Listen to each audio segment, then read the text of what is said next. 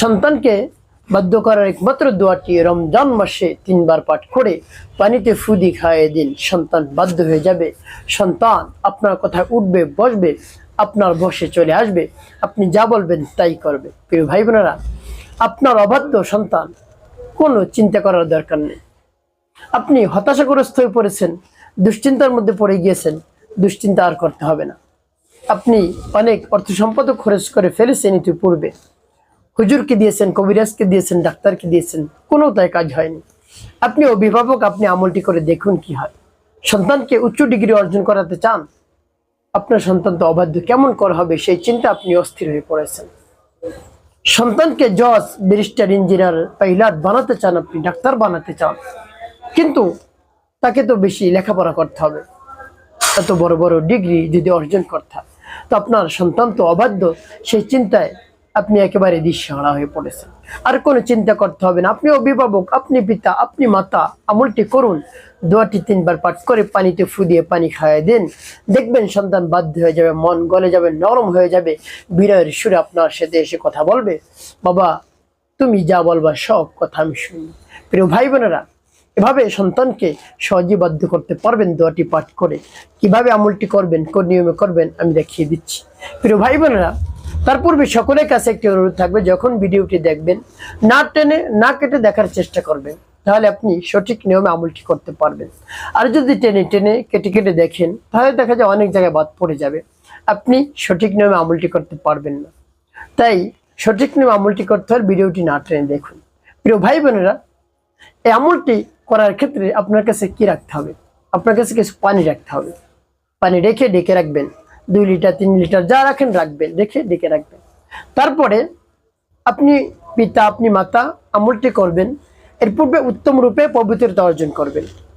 পবিত্রতা অর্জন করে উত্তম পোশাক পরিধান করে নির্জন একটি জায়গায় আপনি বসবেন। বসে আপনি চোখ দুটো বন্ধ করে দিবেন। বন্ধ করে আপনি আমলের দিকে মনোযোগ নিয়ে আসবেন। যখন চোখ বন্ধ করবেন, দুনিয়ার যত ধরনের ধ্যান খেয়াল রয়েছে দেখবেন সব দূরে চলে গিয়েছে, আপনার আমলের দিকে মন চলে আসছে। তারপরে এভাবে বসা অবস্থায় কি পাঠ করবেন? আপনার জীবনের সমস্ত গুনার কথা স্মরণ করে ক্ষমা প্রার্থনা করবেন, হে আল্লাহ আমার জীবনের সমস্ত গুনাহ খাতাগুলো মাফ করে দেন। পবিত্র রমজান মাসকে কেন্দ্র করে আমাকে মাসুম বানিয়ে দেন, বেগুনা বানিয়ে দেন। আমার অন্তরে আর কোনো জানি গুনাই বাকি না থাকে, গুনার জায়গাগুলো নেকি দ্বারা ভরপুর করে দেন, হে আল্লাহ। এভাবে আল্লাহ রাব্বুল আলামিনের কাছে বলবেন। তারপর 3 বার দুরূদ শরীফ সাল্লাল্লাহু আলাইহি ওয়াসাল্লাম, সাল্লাল্লাহু আলাইহি ওয়াসাল্লাম, সাল্লাল্লাহু আলাইহি ওয়াসাল্লাম, তবে যখন ইস্তেগফার এবং দুরূদ শরীফ পাঠ করা হয়ে যাবে, তারপরে আপনি কি করবেন? সেই দোয়াটি আপনি পাঠ করবেন। সেই দোয়াটি পাঠ করে পানিতে ফু দিয়ে কেমন করে ব্যবহার করবেন বলে দিচ্ছি। আগে সেই দোয়া বা সূরাটি বলে নেই। সূরাটি বা দোয়াটি পাঠ করার পূর্বে আপনি আল্লাহ রাব্বুল আলামিনের কাছে বলবেন, হে আল্লাহ আমার আমলকে এবং সময়কে কবুল করুন। তারপরে আপনি সেই সূরা বা দোয়াটি পাঠ করবেন। সেই সূরা বা দোয়াটি আমি আপনাদেরকে বলে দিচ্ছি, আমার দেখার নিয়ম অনুযায়ী আপনি পাঠ করুন। যেমন বিসমিল্লাহির রহমানির রহিম, ইন্না আ'তাইনাকাল কাউসার ফাসাল্লি লিরাব্বিকা ওয়ানহার ইন্না শানিআকা হুয়াল আবতার। যখন পাঠ করা হয়ে যাবে, পানিতে একটি ফু, তারপর আপনি আবার পাঠ করবেন বিসমিল্লাহির রহমানির রহিম, ইন্না আ'তাইনাকাল কাউসার ফাসাল্লি লিরাব্বিকা ওয়ানহার ইন্না শানিআকা হুয়াল আবতার। পাঠ করার শেষ আবার একটু, তারপর আপনি মনে দরদ নিয়ে আবার পাঠ করবেন বিসমিল্লাহির রহমানির রহিম, ইন্না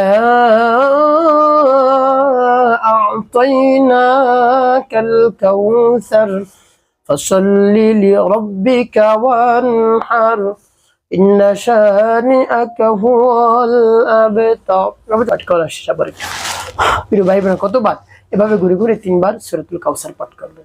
3টি ফু দিবেন, তারপরে 3 বার পাঠ করবেন ইয়া যাল জালালি ওয়াল ইকরাম, ইয়া যাল জালালি ওয়াল ইকরাম, ইয়া যাল জালালি ওয়াল ইকরাম, এভাবে যখন পাঠ করা হয়ে যায় পানিতে দুটি ফু, শেষে 3 বার দুরূদ ইব্রাহিম পাঠ করবেন। আল্লাহুম্মা সাল্লি আলা মুহাম্মাদ ওয়া আলা আলি মুহাম্মাদ কামা সাল্লাইতা আলা ইব্রাহিম ওয়া আলা ইব্রাহিম ইন্নাকা হামিদুম মাজিদ। আল্লাহুম্মা বারিক আলা মুহাম্মাদ ওয়া আলা আলি মুহাম্মাদ কামা বারাকতা على إبراهيم وعلى آل إبراهيم إنك حميد مجيد. اللهم صل على محمد وعلى آل محمد كما صليت على إبراهيم وعلى إبراهيم إنك حميد مجيد. اللهم بارك على محمد وعلى آل محمد كما باركت على إبراهيم وعلى آل إبراهيم إنك حميد مجيد. اللهم صل على محمد وعلى آل محمد كما صليت على إبراهيم